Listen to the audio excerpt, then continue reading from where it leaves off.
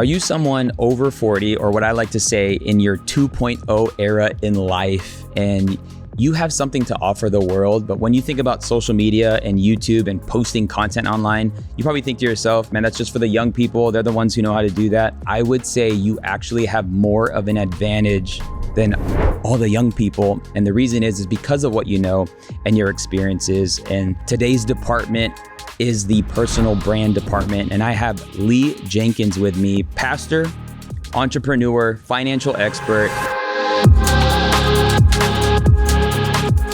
You in 18 months have grown your audience online across a few platforms to over 400,000 followers. Yes.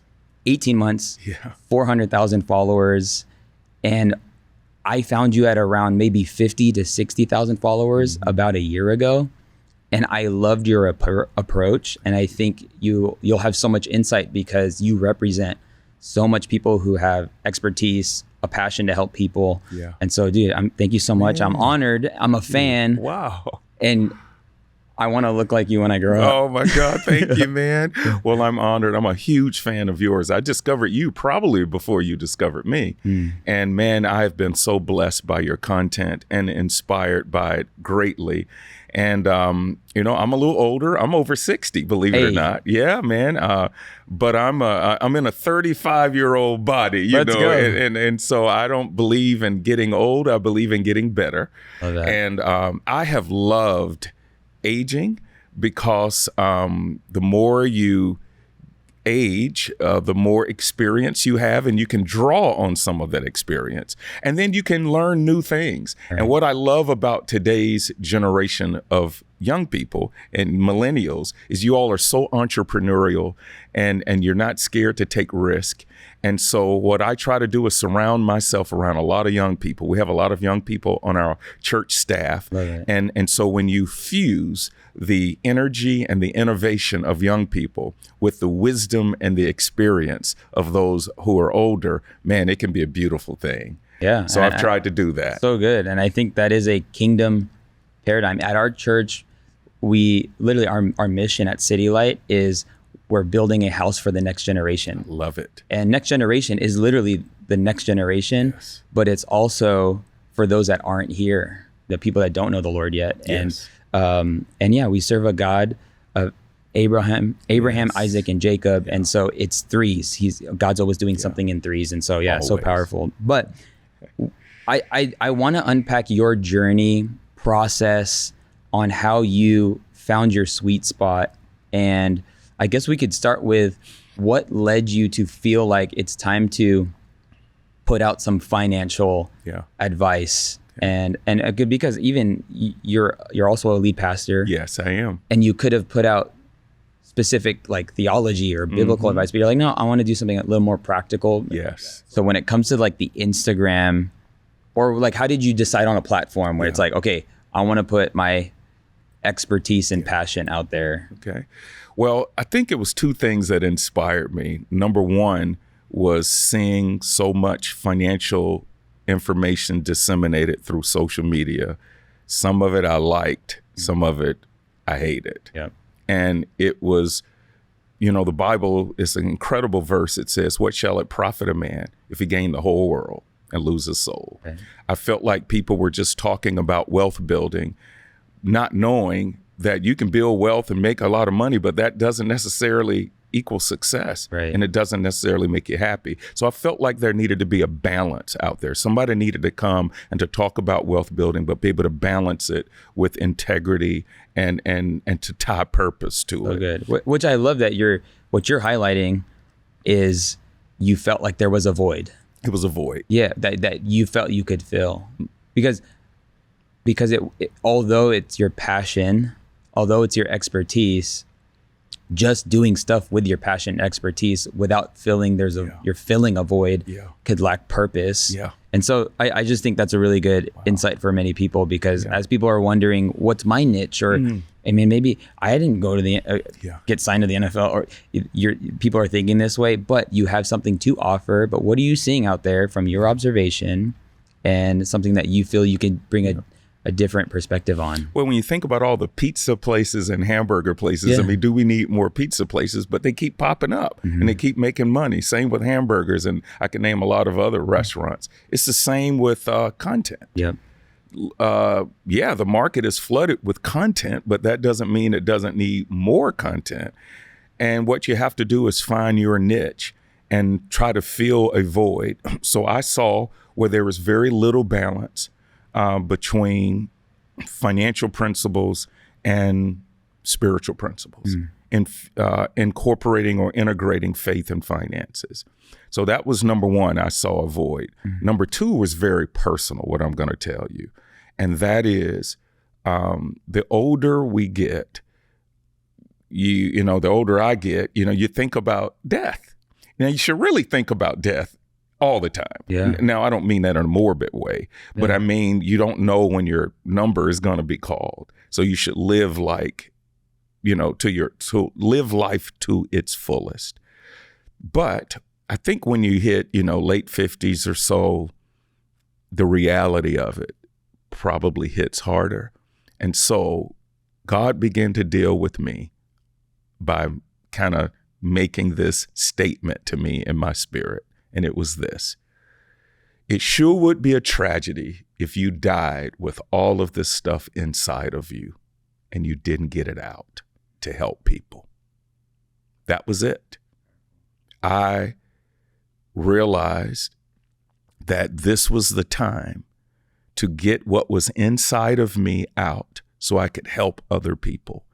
And I had taken for granted, people have been telling me for years, man, you ought to be sharing this stuff on social media. You ought to be doing coaching things. You ought to do a community. You ought to do that. I didn't feel like it was any big deal because I've been doing this since I was 25 years old. I've been talking about this stuff and helping people. But I realized that it wasn't just for me. It was also for others. So that's what got started, man. I love that. And I see that pattern with people who things come easy to them. Yeah. And so they discount it and they don't think it's valuable because it's familiar. Yeah. And that's a really good place to come to, where you shouldn't approach it with it being for self-serving, because that's why that is why you're winning. Yeah. Thank you.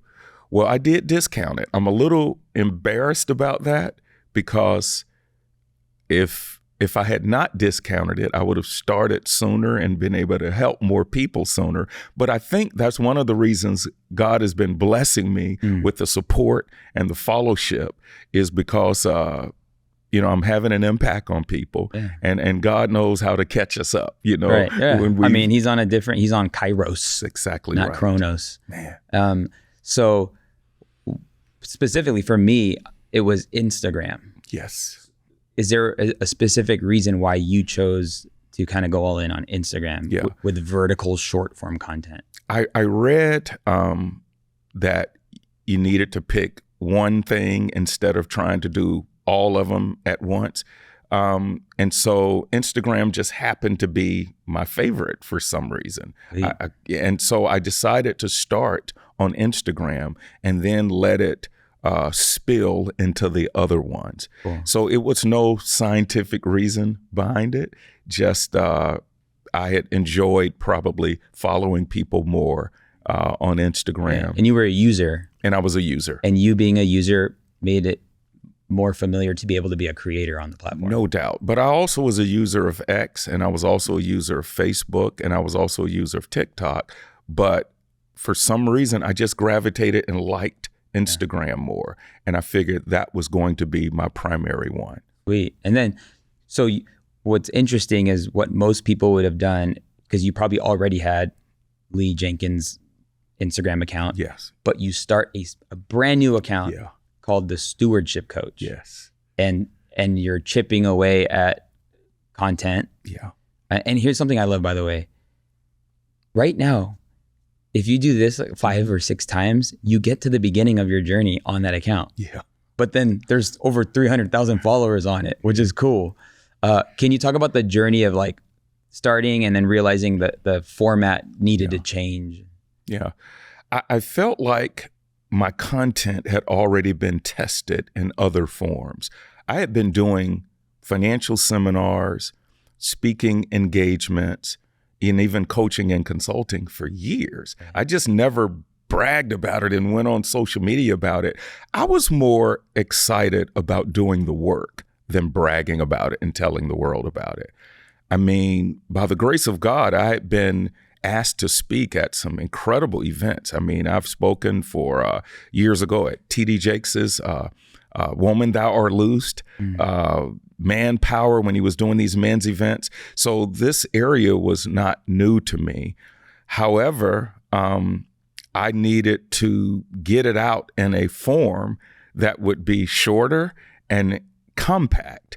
Now, one of the things I did in my investment career is oftentimes the news stations would call me and they would say, hey, the stock market crashed. Could you give a statement? And they would come to my office and they would interview me and they would say, that is great. And I said, it was? And I said, well, why was it so good? They said, because you talk in sound bites. You're able to take complicated financial things and get it within a 30-second, a minute. And I was like, wow, I didn't even know that I was good at that. So I thought about what I did in the business world, how I had to do these short form responses to news stations about what was going on in the economy. And I said, wow, I'm going to apply that to Instagram and some of my content. So when I first started, it was me looking at the camera and just talking.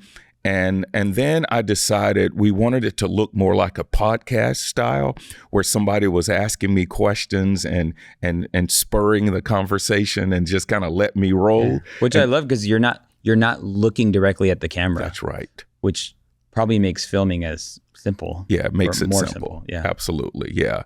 And then I have a little cheat sheet over there. You know, I can look at my notes a little bit, but my son is my producer. His name is Martin. So he's sitting right across the table.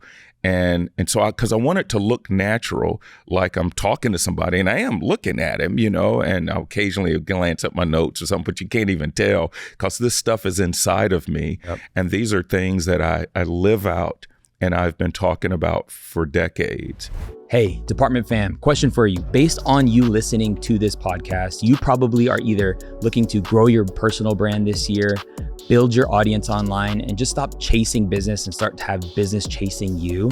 If that's you, I want to invite you to the Content to Cash Challenge. This is a 5-day coaching experience, a live coaching experience with myself that's done all on Zoom, and you get access to a private community, and it really is unlike any other experience that I offer. By the end of the challenge, you'll have unreal clarity on what you're supposed to do online, and you'll have the insight on how you can make an extra 6 or even 7 figures. Yes, I said 7 figures in your business this year. And if any of those things sound great to you, I want you to join the next Content to Cash Challenge. Scan the QR code if you're watching on a television or click the link in the description. Once you go through it, go ahead and upgrade to VIP because you'll get an extra hour of bonus VIP Q&A with me every single day of the challenge. And so looking forward to seeing you there. Let's get back into the combo. So good. There's so much here that I want to unpack. So you get to a place where you're using a studio or an office consistently in my home, in your home. Mm-hmm. Let's go. And then you're not uploading every day. So like you've gotten to over 300,000 followers on Instagram in 18 months, essentially uploading once a week. Once a week. Wow. And people told me it would never work. Let me tell you why I decided once a week. Number one, I believe in quality more than quantity. And I was following certain people, and man, one of their videos would be just full of meat. Mm-hmm. And then the next day, it's like they didn't have to say that. That was kind of a waste. Wow. And then I found out that was a tactic that people just post every day and just they want to be seen, so it will increase their followership. Well, I decided that quality was more important than quantity, number one. And that when somebody clicked on my video, I wanted it to be worth their time. Yeah. I wanted to earn their listenership. And in order to do that, it had to be something that was helpful. So that was my strategy, is to do it once a week.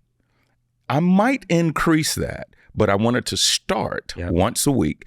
Then I'm busy. Yeah, I mean, I run a on. big church. I have a consulting company. I have clients. I have an incredible wife of 37 years who I'm madly in love with, 3 grown children and 2 grandchildren thus far. So I do have a life, and I didn't want this to totally consume me. So I tried it, and once a week for the first few months, and it really didn't take off. I probably had 5,000 or 6,000 followers, which I was pretty happy with. And then I was thinking, man, maybe people don't know how to look at their faith and their finances as being together. I said, but I'm going to keep on doing it because I know this is truth that I'm talking about, and I know it's important. So I just kept at it, and then I changed the, how I was doing it, which was more of the podcast look, not looking at the camera. And then I had a couple of videos that went viral. And when I mean viral, I mean millions of views. And after that, it just went crazy. So I'm appreciating how people have supported me. I don't take that for granted, but I do put a lot of work into the content, thinking through every word. And I'm doing this to help people, to inspire people, and to challenge people in how they see money. I would just attest to that because I feel like I have to watch every time you show up on my feed. Wow. Because you could feel the I like to say the content value. Wow. Which that's what people need to prioritize. In any case, it's the principle that content value is more important than production value. Mm-hmm. Although it is crispy, it sounds amazing, but more important than all those things, what you're saying is more important than how it looks. And there's different approaches. I am a fan of less is more. Yeah. Obviously, people who are building businesses and stuff, their thing is as many eyeballs as possible, and it doesn't matter what kind of eyeballs. An eyeball is the goal. But I think it's just your process is giving people permission to that it's okay to start with less. Like you're not competing. Yeah. And that you created a sustainable way. Yeah. Like if you feel inspired to create a reel, like I mean it's not like you have to do so much to get it going, Yeah. Now I am going to venture in the next month or two into longer form content on YouTube to take some of these 2-minute deals and turn them into 20-minute deals. So good. So I'm going to be doing some other things, podcasting and all of that. But overall, I believe when you deal with the Bible and spiritual things, and when you deal with financial things, you need to know what you're talking about. And I don't want to just flippantly just say stuff, and because it's too important, man, our money and our faith. So I take a lot of time thinking through what I'm saying. So good. Yeah, and you're taking responsibility, which is good. And I'm thinking about something you said, which is really good. You're honoring people's time. Yeah. So what's funny is like, although you've went all in on vertical short form content, your short form content in many ways is long on the platform. Yeah. So like your Instagram videos could be upwards to 2-3 minutes. 2 or 3 minutes. Yeah. And because you hang on every word or I hang on every word as a viewer, because you're careful for it. Thank you. But that is a very powerful principle.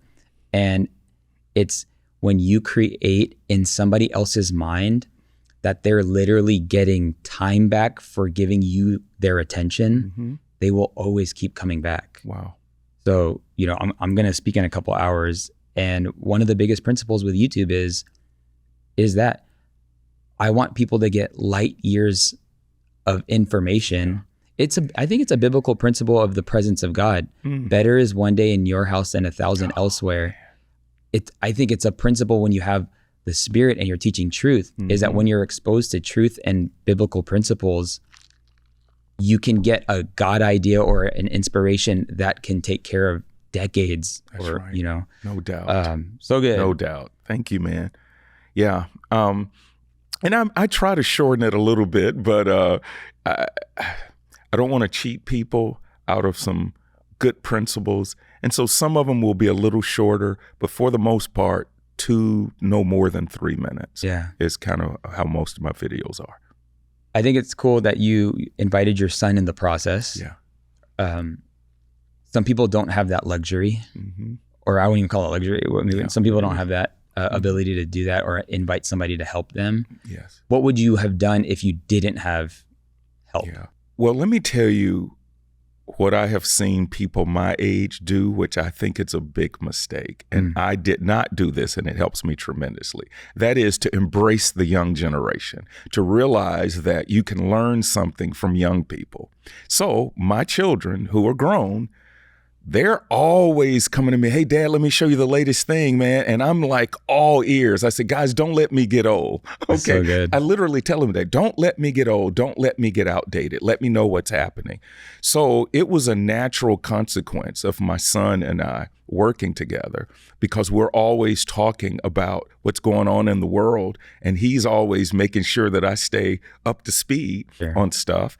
And so he had been telling me, he said, Mom and Dad, and he even tells my wife, and by the way, we're going to be launching some things on money and marriage here this fall, a whole podcast and everything, and a course as well. But he would say, hey, man, and he wouldn't call me man, he calls me Dad, but he says, hey, Dad, young people and everybody would really benefit for what you're saying and what you're doing and your experience. So you need to let me come and shoot you, and you just need to talk. And I was like, oh, I just took it for granted. I was like, oh, I don't think it's that special. He was the one who told me how special it was and how he has benefited being my son. Wow. And so I said, okay, I'll do it. So it's been pretty cool working with my son, but the most important thing is it's allowed me to grow. And now my son is mentoring me in some areas. And it's causing me to live out my latter years being very productive and relevant. Yeah. But if you didn't have him, would you just go with your phone? Would you have well, I mean, I know that it was your reality to just tap his shoulder. Yeah, I would have just used my phone. I would have done it anyway. But I have enough young people in my life that I could pull from my staff at church. But the bottom line, I would have done it anyway, because God was dealing with me about this. Remember, I told you how I felt. It's like, don't die with this in you. Yeah. And so that was really driving me. It's like, I got to get what's in me out of me, the experience, the expertise, the good, the bad, the ugly, all the mistakes I've made. Man, there's a story behind all these things that can help people. The few that have gone super viral for you, is there a pattern you've seen with them? Not really, man. I've been studying it, and I looked at I think I've done 75 or 76 videos in a year and a half. And over 10 of them have 1 million plus views. One has 13.5 million views. Quite a few of them have 6, 7 million, 5 million, 4 million, 3 million. So that's pretty incredible. So obviously I'm like, okay, man, maybe I did something on all 13 of those videos, and I studied it. And I think there are some principles. The hook, you got to catch people's attention pretty much right off the bat. But here's the deal. A lot of people have a great hook, and then the content doesn't match the hook, and you're disappointed. Yep. So you don't want to come back to it. So one of the things I wanted to do are two things.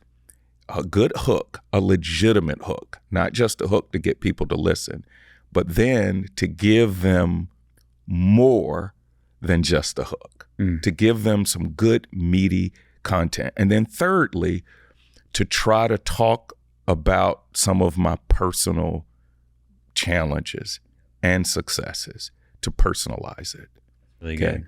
And those are the three things: hook, backing the hook up with good, solid content, and then personalizing it. And then I would say, lastly, encouraging people.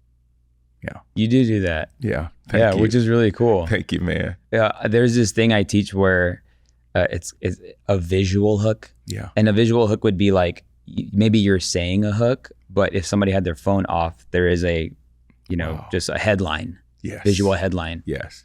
I would say, just off record, you're a visual hook. Wow. Thank you, man. I mean, just like, I want to look like you when I'm your age, Wow. like straight up. Thank you, man. Yeah. Wow. I appreciate that. Yeah. Well, I work hard to stay in shape and try to stay young. Yeah.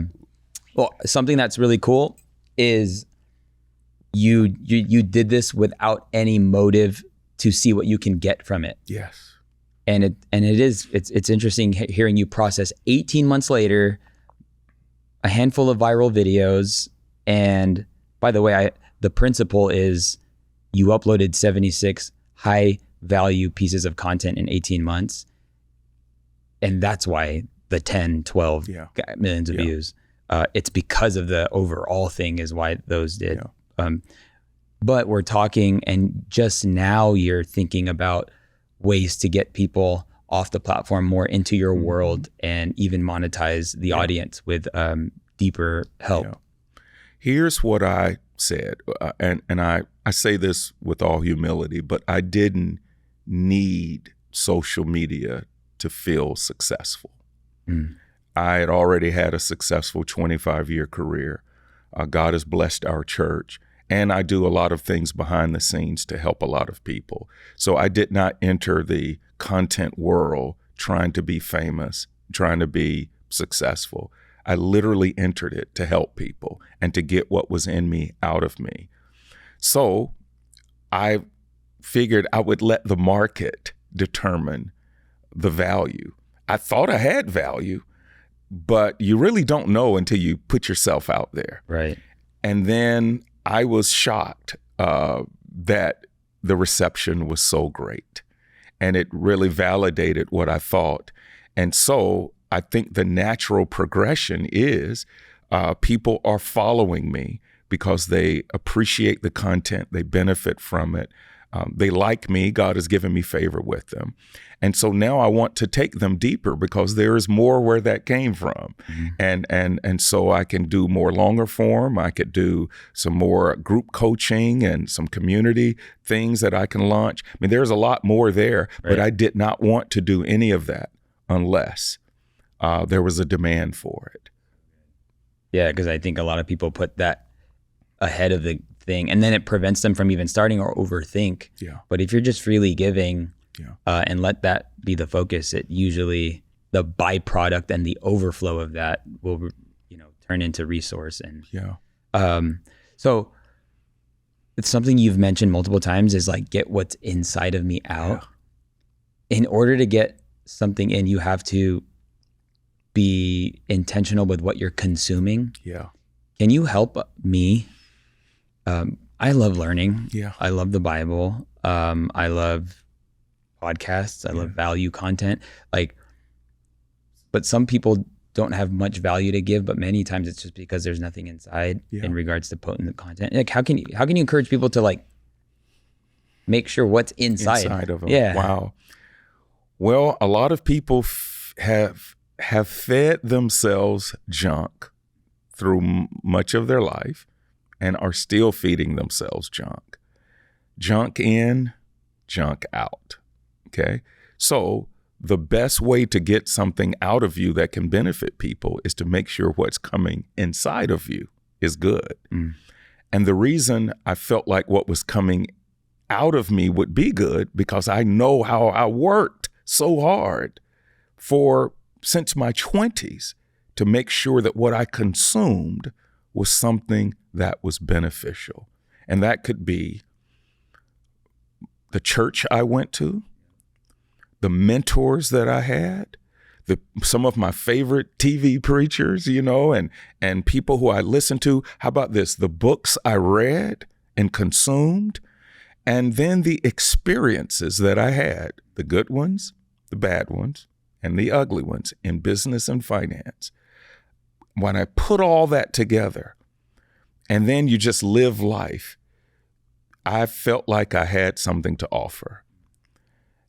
I believe most people have something to offer, because the world is so big and our experiences are so vast and diverse. But I will say that the more junk you put in your life, which is junk or whatever you put in consists of books you read, people you have in your life, what you learn from, who you learn from, a lot of experiences. The higher the quality that goes in, the better the quality will be when it comes out. Yeah. I put a lot of work into my life, making sure that quality came in. And what people are benefiting from in my life right now, as a pastor, as a business guy, as a content creator, are things that I intentionally consumed to make me better, and people who I hung around to sharpen me. So good.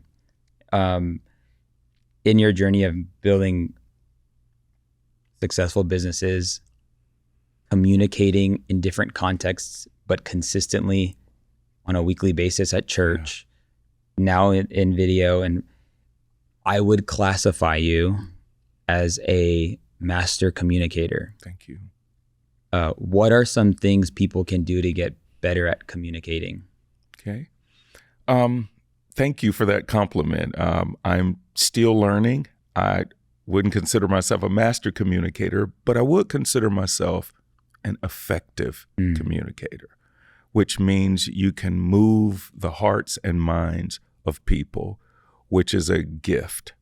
And I don't take that gift for granted. I used to. I didn't think it was a big deal at first, but it's a very big deal. So, one of the things that I think people need to do who want to communicate for a living, whether it's through writing, whether it's through speaking, content creation, is first of all, be authentic, be themselves. I'm going to admit something to you. One of the most insecure moments I had in my life is when I became a pastor, because I had been listening to some of the greatest preaching for most of my adult life, T.D. Jakes and Dr. Tony Evans and Andy Stanley, and I could just name so many of them. I had consumed their stuff, and I said, man, I can't touch these guys. What am I doing standing behind a pulpit? I can't talk like them. And it made me feel very insecure when I started the church. By the way, which I think was great, because I had to depend on the Holy Spirit and not my own skill set. But it also taught me that, hey, I can't be like them. And by the way, I tried preaching like T.D. Jakes. I would practice Get ready. You know? I was in the shower, man, with that deep baritone voice, and it just didn't work for me. But I said, the only person I know how to be like is me. And so after wrestling my first year as a pastor with my preaching style, I just said, look, I'm a former business guy. The way I see the Bible is very linear and it's very practical. And I know deep concepts theologically, but I'm not trying to impress people with that. So the bottom line, I had to learn how to become authentic and to be me, to be the person God made me. So that's the first thing. I would say the second thing is when we speak, when we produce content, it's not for us, it's for others. We're not speaking to impress, we're speaking to empower.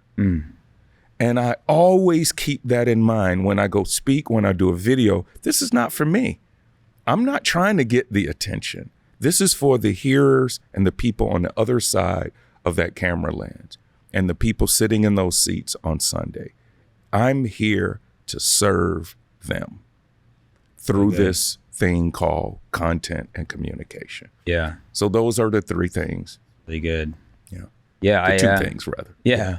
No, that's so good, because it's a funny thing that we do as far as people who love communication, because I mean, you're paying attention. Yeah. Like I would argue the guys you were watching, you're not necessarily watching for the content you were watching for the delivery, no doubt, and the tact and the storytelling and the inflection, the and way they did help me, by the way. And there were a few little nuances I copied. Yeah, and you'll be a culmination a culmination of all the voices that you feel drawn to.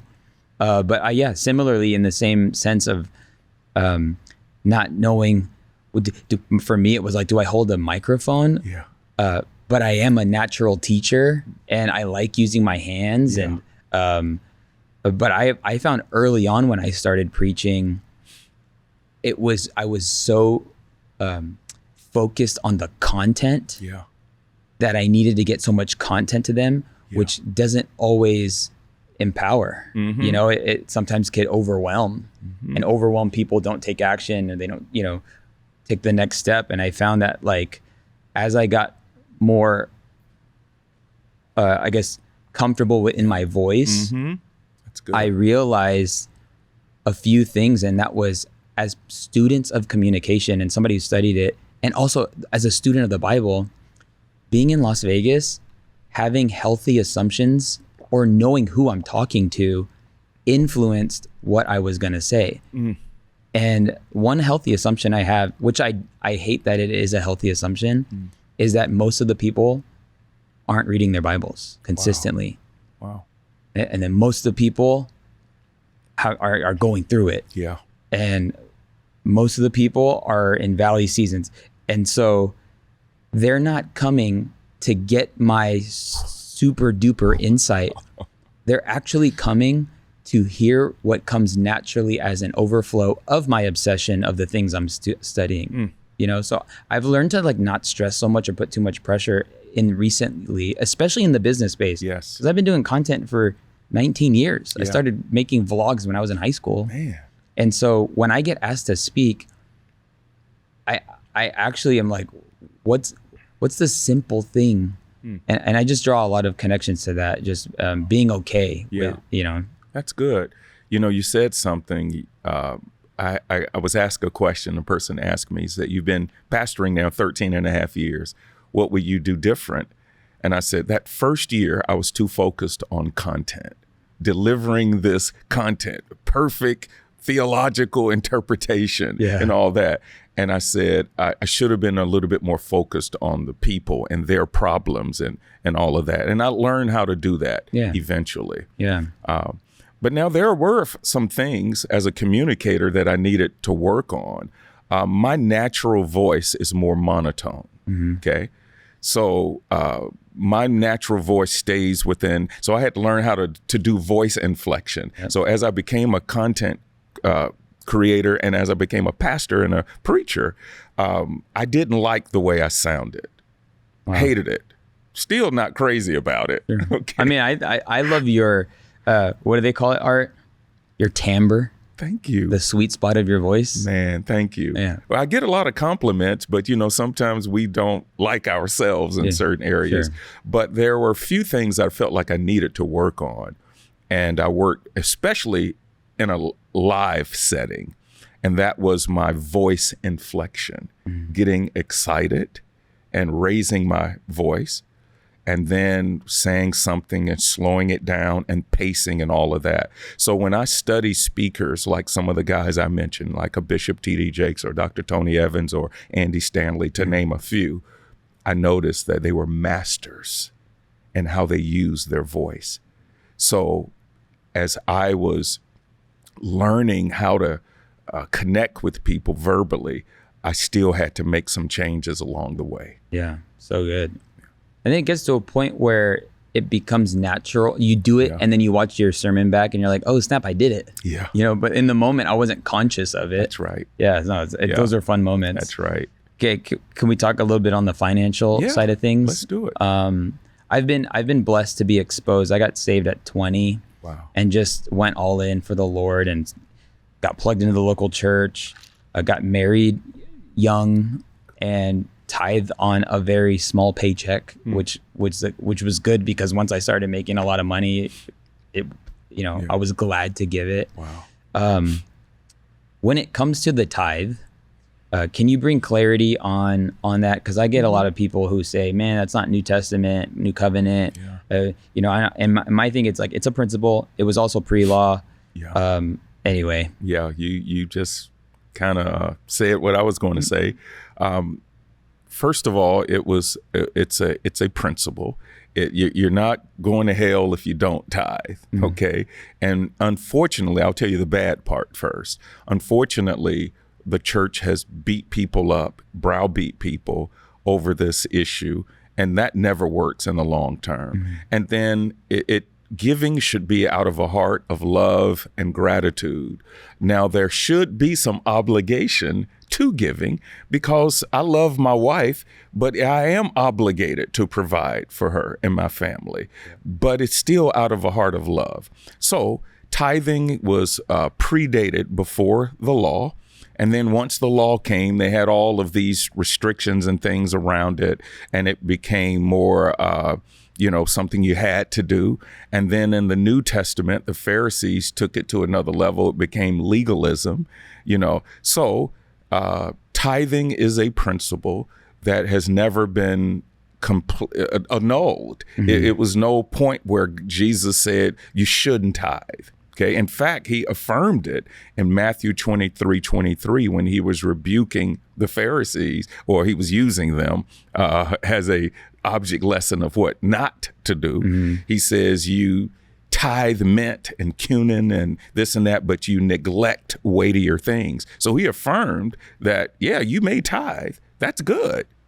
That's cool. But there are some other things that are just as important. So I believe tithing is a legitimate biblical principle that should be practiced by Christians for various reasons. Number one, it keeps us focused on where our blessings and our provision comes from. And it's a good practical way to stay focused. Secondly, percentage giving is just a good practical way to give. So maybe you're not a tither, you're 5%er. Well, one of the ways to increase your giving and to give more to the kingdom is say, you know what, this year I'm going to up that to 7%. And then the next year, 10%. And then the next year above that. So just from a practical standpoint, man, it makes sense. But then thirdly, for me, now this is just for me, I didn't grow up with a lot of money. I made money really fast for that 1 year in pro football. And I felt like I needed something to keep me focused and to keep me from becoming greedy and selfish, which was a natural inclination of mine. So tithing helped me to keep my eyes on Jesus and to keep me to stay focused and to keep Christ first. So those are just some of my thoughts. Great. At our church, we teach tithing, but we don't beat people up and we don't condemn them if they don't, but we do challenge people to implement that as a spiritual discipline. Yeah. No different than us challenging people to pray. Right. Okay. It's a spiritual discipline. So good. Can you speak just briefly on prosperity gospel? There is a thing out there where people believe, or camps believe, the more poor I am, the more holy I am. And that, like the concept like God wants to bless your life and bless you is, I don't know, people don't want to accept that. Yeah. But can you, in all your years of being in church and how you've even seen probably the swing of things on that? Man, I've been around a long time and I've seen a lot of fads come and go. So I'm going to give you 3 quick perspectives that I have seen in the church. And the last perspective is the best one. The first perspective is what I call the poverty mentality or scarcity mentality, or you could call it poverty theology. And that is Christians should suffer. Now, we may not verbalize it, but we think that that God does not want us to enjoy material things. We think that we are closer to God the more we suffer. Now, there is some virtue in suffering, Sure. okay, occasionally, all right? But these people feel guilty. They see their spirituality as having nothing to do with their financial advancement. And they just have a poverty mentality. They feel closer to God the more they struggle. And they relate their relationship with God to struggle. Okay? And by the way, the reason I know that is a prevalent way of thinking is because I kind of came from an environment like that as a child. And you know, the church I grew up in, people talked about money like it was bad and dangerous, which it can be. And I just didn't hear money talked about in a very positive way. So poverty mentality. The second thing is a prosperity theology.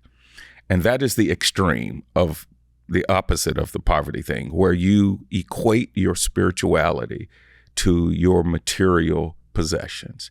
So the reason you have a Mercedes or a big house is because you have great faith in God. And the reason people don't have it is because they don't have the faith. So you equate your faith with material things, and the more material things you acquire, that means you have a greater faith. And that is not biblical at all. Some great people in the Bible who were close to God struggled at times financially, like the Apostle Paul. Okay. So what I tell people is what I call the stewardship theology. And that is God gives us resources to handle. And it's different for everybody. Our job is to be a faithful steward.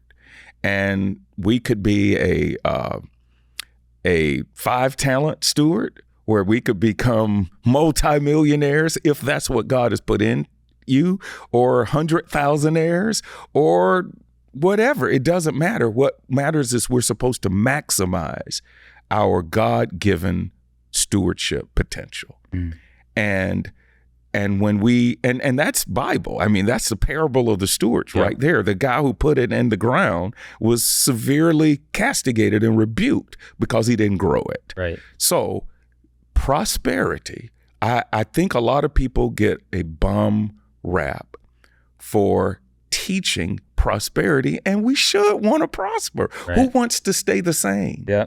You should want to grow. You should want to be better tomorrow than you are today. Right. So I believe in that. So I want to prosper. I believe in prosperity. I just don't believe in the prosperity theology, where I base my relationship with Jesus on how much material things I accumulate. So I do believe that God can use suffering just like he can use prosperity. He can use them both to draw us closer to him. When it comes to the prosperity thing, it's how healthy do you want to be? Yeah. As healthy as possible. How safe do you want to be? You know, safe as possible. You know, how smart do you want to be? And then it's like, how rich do you want to be? And nervous. People get nervous. And I follow a guy who says we grew up thinking it was rude to talk about money. And he would say, I believe it's rude to not talk about money. Wow. And the reality is the more money became more of a tool, is the more I realized it had no real, you know, it's just a tool. It's just a tool. Yeah. But have you ever made a investment that was risky and had a big loss? Oh my God. Yes. First of all, I love how you frame that. You said, would you want to be more healthy? Yes. Who wouldn't? Would you want to be smarter and more intelligent? Absolutely. Do you want to grow closer to God? Absolutely. Would you like to have more money and prosperity or whatever? Absolutely. So it's amazing when it comes to this money thing, we get freaked out about it. Let me make a quick statement that I read in a book. It might have been John Wesley who said this. He said, earn as much as you can, give as much as you can, and save as much as you can. And so I've always kind of said, I just want to be the best I can be in those areas. But you ask about, have I ever lost money? And I'm even going to expand that. Have I even made some bad financial decisions? And the answer to that is yes. I'll mention one or two things. I fell into the trap in my early 30s once I started making hundreds of thousands of dollars and my net worth. Now, it's no big deal like now. Millennials make hundreds of thousands and millions. But man, back in the early 1990s, to make $200,000 or $300,000 and to be knocking on $1 million net worth, or to have $1 million net worth as a African American, that was almost unprecedented. I let it go to my head. I fell back into the trap of wanting to show people that I had money, that I was successful. In other words, I cared more about looking wealthy than being wealthy. Mm. And I started buying stuff that I could afford, but I should have concentrated more on building my net worth and my future. And thank God I caught myself doing that. So I felt like I wasted some money on some cars and things like that. And I missed out on some opportunities to invest that would have been worth millions. And some of those were real estate opportunities. I had a buddy of mine who told me back in the early 90s about a sleepy beach town off of the Gulf Coast of Florida called Destin, Florida. Dang. Yeah, man. And he said, man, I'm investing there. And I had enough money to buy a condo or so and rent it out. And I said, no, I want a Mercedes. And so I ended up buying cars instead. So I like to tell people that I may be the only guy walking, who spent over $1 million on a Mercedes, because that's how much that decision cost me crazy. By me turning it down. So that's number one. Number two, the second biggest financial experience I had that was negative was 2008, 9, and 10. And this one was not my fault. The subprime mortgage crisis, the Great Recession, home prices went down, the stock market went down, and my income as an investment advisor got cut about 60% plus. My net worth went down about 60 or 70%. Why did it go down so much? Because all of my money, except for my emergency fund, was in the stock market. And I had some money in commercial real estate, and I got crushed. So that was a time where I didn't do anything wrong, and circumstances dealt me some bad cards, and I had to deal with it. But I dug myself out, and I had to learn how to put the principles that I spoke about to people all over the country. I had to implement them and climb my way back to multimillionaire status. But it was very difficult. It was somewhat embarrassing, because to lose that much money, and the first year was no big deal. I had an emergency fund, I had stuff, but then you're thinking, okay, it's going to come back. Yep. And I doubled down on some investments, and it got worse. So I have experienced financial adversity that has been my fault. And I have experienced financial adversity that has not been my fault, but I still had to deal with it. What do you see in the current financial market today? Are we healthy? Is there signs of something based on history? I think we're healthy. I believe we're going to get healthier, but the problem is human beings have this major problem called the sin nature. And the way that shows up in the financial markets is through this word called greed. And I'm starting to see greed and profit be prioritized over people. And every time I have seen that, it did not end well. Just like the subprime mortgage crisis.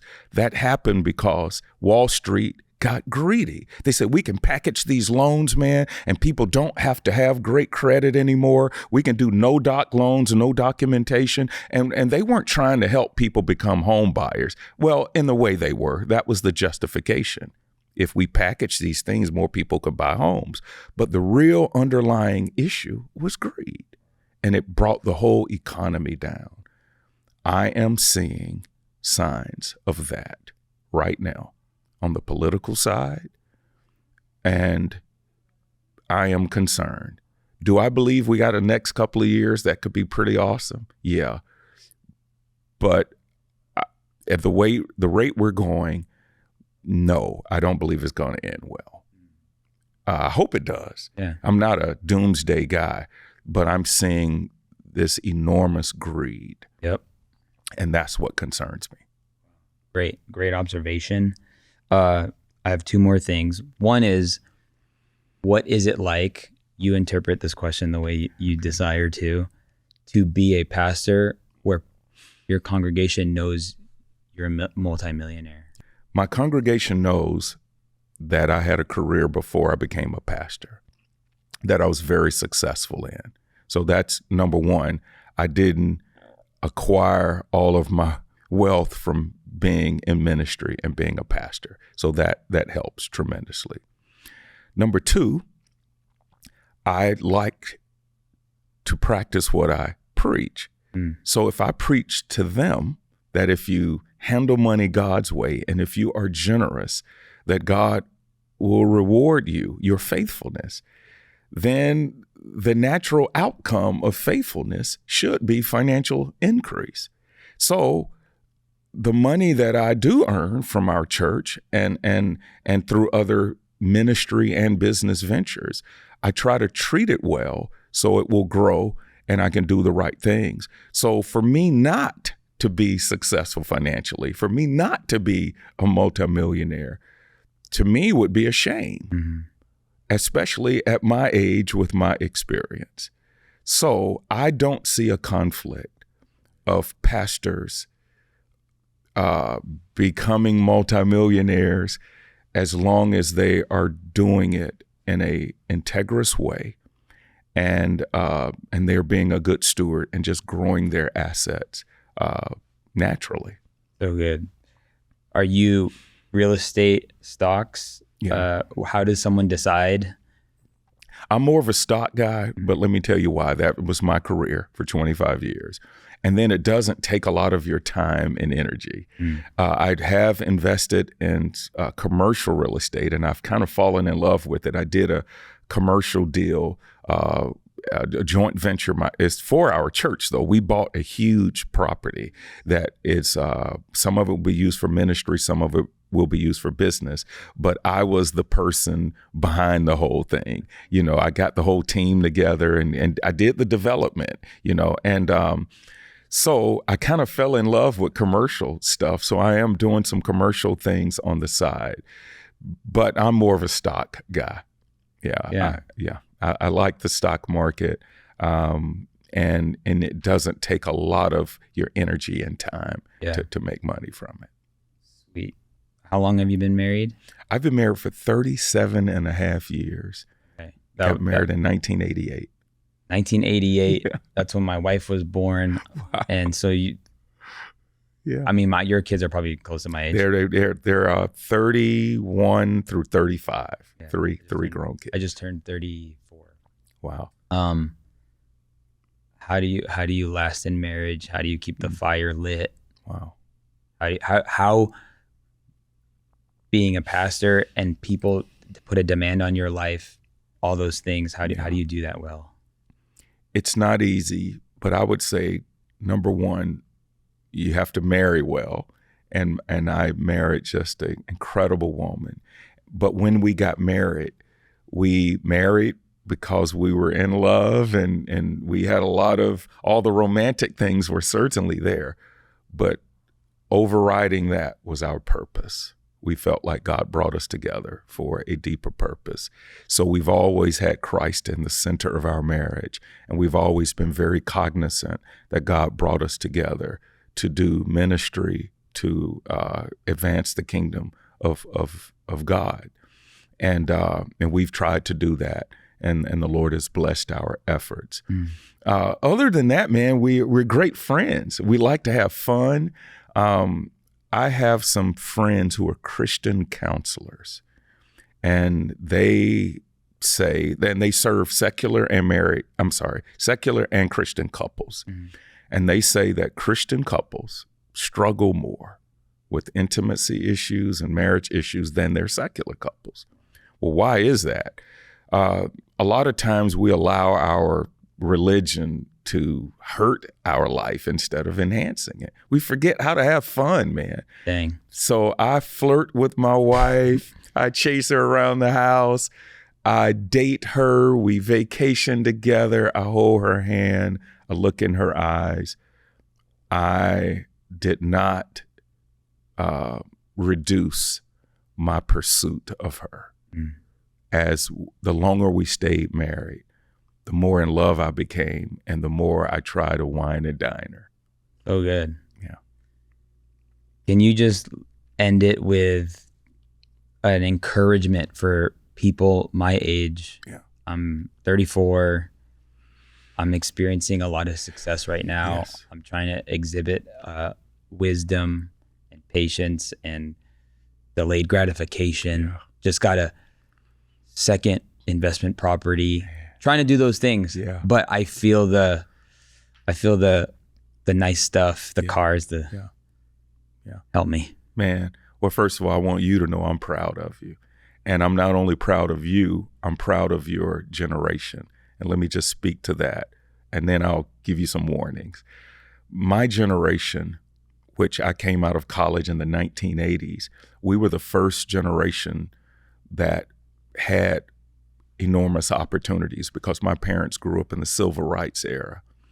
And so for many African Americans my age, we were taught get a good education and get a good job and climb the corporate ladder. And that worked for a lot of us. But what I love about your generation, it's create your own job, control your own destiny. And I love that entrepreneurial spirit that you all have. My concern is you're still human and you're still young, and money can consume you.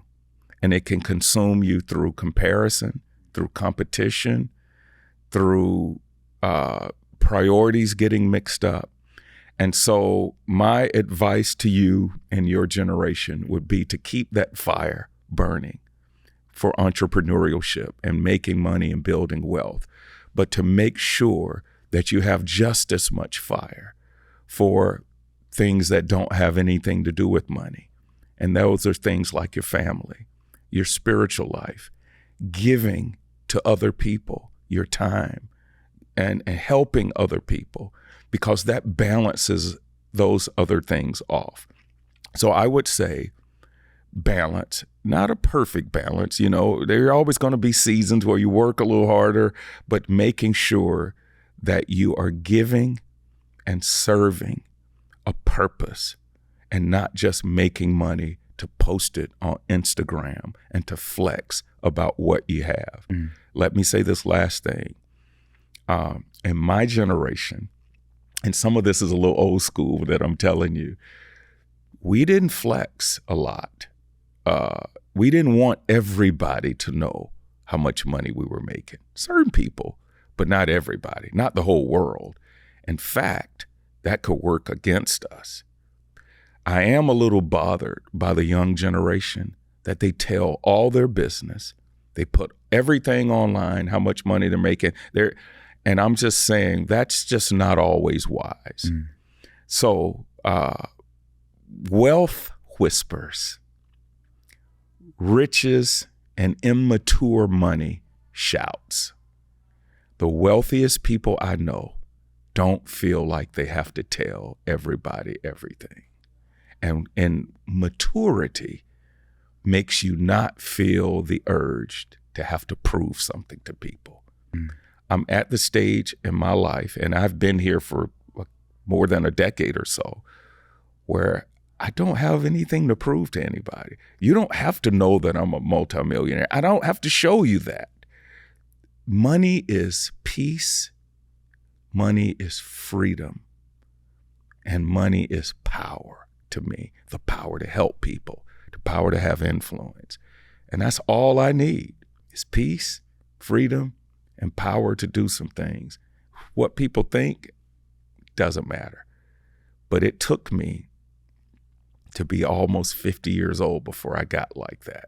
I would love to see you get like that in your generation a little earlier than 50. Wealth whispers. Wealth whispers. Where can people find you and connect with you? My favorite platform is Instagram at The Stewardship Coach. You can also find me on TikTok at The Stewardship Coach, or just Lee Jenkins, which is my personal platform, Lee Allen Jenkins. Or you can go to my website, Lee Jenkins Stewardship. And I'm going to be redoing the site, but you'll find out a little bit more about how I serve people, especially churches. And I'm going to be, coming out with my coaching programs and things like that. Well, I'll link it all up at the bottom. And speaking of Instagram being your fave, I mean, are you invested in Meta? I am. Because apparently, I think last week, I think it did really good. But it did. Yeah, okay. I have stock there and have for a long time. Yeah, man. Hey, I'm old enough to remember, man, when the internet first came out, and I wished I had just poured money in it. But AI is the next big move. What we're seeing now is just the beginning. Some of those stocks we need to pay attention to. Okay, noted. I appreciate you. And more than me appreciating you, I honor you. And thank you for setting the example for guys like me. I see so many similarities, and I feel like a unicorn sometimes. And that's only because I don't know who to look for and after. Thank you. But I feel a draw and a supernatural connection. Thank you. Because of your interest, passions, integrity, and your heart for the local church and all those things. And so grateful for you, and thank you for doing this. Well, I appreciate it. I've always felt like a unicorn, but now I see what God was doing with me the whole while. And I feel like he's going to do the same thing with you. He is doing it. And you continue being a unicorn because you're making a huge difference, man. I received that. Thank you. Shout out to, what's the studios? Leader Pass Studios. Leader Pass Studios in Norcross, Georgia. Yeah. And then if you're Atlanta, what would you say, the greater Atlanta area? Greater Atlanta area. Just want to thank them. And thank you guys for watching. Hey, if you're still watching or listening, you're what I like to call department fam. So DM me on Instagram and just say, hey, I watched through the whole thing and I just want to connect with you. So thank you so much. Man. All right. Thank you. That was incredible. That might have been one of the best interviews I've ever had and best conversations. Thank you.